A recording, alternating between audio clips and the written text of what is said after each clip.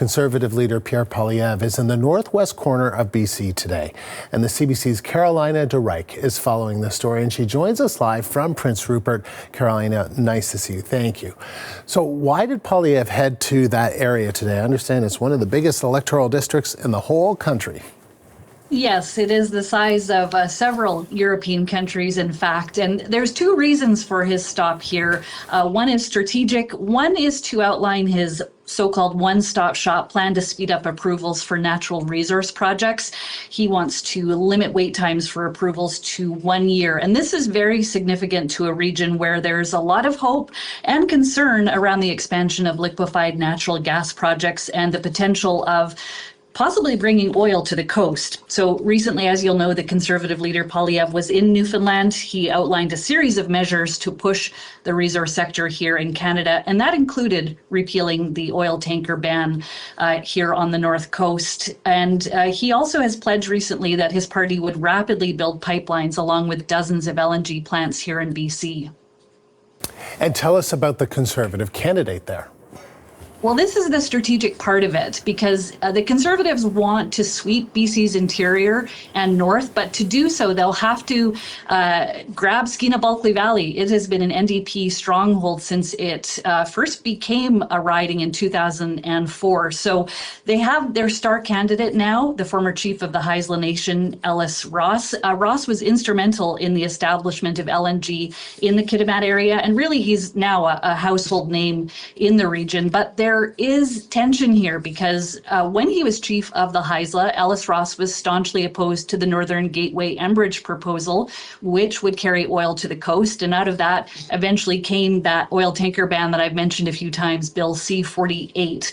Now, with Ellis Ross, interestingly, with that tension, if you go back to 2019, when Ellis Ross was then a BC MP for the region, he said in a special Senate committee that he was changing his tune, suggesting the ban was based more on political ideology than actual fact, and saying that this ban unfairly singles out one industry, namely oil and gas, and that the same rules here don't apply to ferries, to cruise ships, to container ships that continue to move across the region. He's also been put some posts on social media that there need to be more pipelines in BC to diversify the economy in the trade war. However, this is a very divisive topic here on the North Coast. I had a chat with Arnie Nagy recently, a member of the Haida Nation and former fisheries union leader. He says this is his top election issue, and he will oppose the idea of oil coming to the North Coast until his dying breath. And Carolina, just before I let you go, I'm just generally speaking, what are you hearing from voters in terms of what's top of mind in this federal election? Well, here in the region, it is certainly natural resources. We just heard about softwood lumber and what the costs might be with the U.S.-Canada trade war. And so the economy, of course, is the big topic here, just as it is everywhere else, and what it could mean for a region that is primarily industrially focused. Carolina, thank you. CBC's Carolina DeRike in Prince Rupert, BC.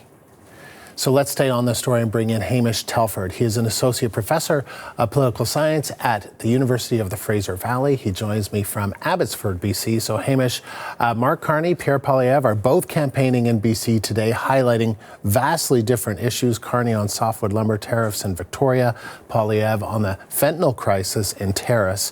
What do you make of the messaging here? Yes, well, BC is shaping up to be a battleground in this election, primarily due to the weakness of the NDP. The NDP held 13 seats here in British Columbia, and the Liberals are eyeing those urban NDP seats in the Lower Mainland around Vancouver and even in Victoria, while the Conservatives are eyeing the rural seats in the interior and the north. And their messaging speaks to both of those constituencies and hopes that they can pry those seats away from the NDP. So with the NDP's collapse nationally and in BC, the province is shaping up to be, as you're suggesting, a two-party battleground between Liberals and Conservatives. What kind of opportunities do you think that creates for both parties, and where? Yes, again, the Liberals will focus on urban areas and the Conservatives on rural and northern areas. And they're going to have to speak to the needs of those constituents. In urban areas, very much concerned about the cost of living, particularly housing. Vancouver has had, and surrounding areas, had the most expensive housing in the country for a long time. Whereas we just heard from your reporter, in rural areas, especially in the north, economic opportunity is really front and center of mind for voters, particularly with the struggles of the forestry sector. The forestry sector has been struggling for years. It's about to encounter even more turbulence with increased tariffs from the United States. So these areas are looking to diversify their economy. And as we heard from Pierre Poilievre, really about natural gas and even expanding oil transporting through pipelines to the north to ship out. And there's, I think, some traction for that in those areas. Hamish, we know that Mark Carney is meeting with Premier David Eby today.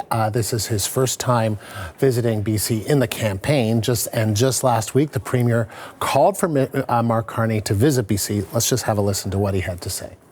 So my message to the Prime Minister will be that you have to be on top of issues in Western Canada and in British Columbia. And your response, whether to support workers or industries or whatever it is, needs to include British Columbia. So I'm glad he's coming, and I look forward to our visit. And so Carney is now in BC and set to meet with him. But even more in that clip, I remember him saying, it often happens that prime ministers, they are in Ottawa, they are right next to Quebec, and they kind of forget about the West and they forget about BC. They're not physically there, and that can be a real irritant, a real concern for people in BC. Tell me about that. I think it is a challenge when you're centered in Ottawa to be fully aware of what's going on all the way out here on the West Coast. Although I think in this campaign, we're going to see the leaders here a lot. Not only are those seats up for grabs, BC could make the difference between a minority and a majority government for one or other of the major parties. So I think they will be focusing on BC during the campaign. And whoever prevails, I hope they will maintain that interest in British Columbia. Because as the Premier said, we are in for some very tough times in the forestry sector. We have seen already both parties pledge to help auto workers in Ontario, as is appropriate. And in the forestry sector here, forestry workers in particular are going to need support through what's going to be a very difficult time. Yeah, because it's been interesting to hear from the Premier, who has talked about this Team Canada approach, really calling out Trump's policies, showing support for the auto sector and saying, at the time that BC was less exposed than some provinces or some sectors, but the hit could be coming hard because softwood lumber is such an important part of BC's economy, a $10 billion industry overall. How do you think that could shape up the election in terms of the response if this does come, if this doubling of those tariffs does come? Yes, BC is less exposed because we're on the coast here. We have enhanced trade with Asian partners across the Pacific, more so than the other provinces. But softwood lumber is one of our biggest exports, if not the biggest, and most of that goes to the United States. So this is a huge issue for BC. With these tariffs coming, it could really throw things up in the air with respect to our election here, and both leaders are going to have responses for it. I imagine the responses could be rather different. I think Mark Carney might offer support for workers, whereas we've heard Pierre Poilievre talking about other economic opportunities, particularly the export of oil and gas. Whereas I think Mark Carney made announcements today about the future of parks, including marine parks, which is protecting the environment and one presumes would enhance tourism in the region.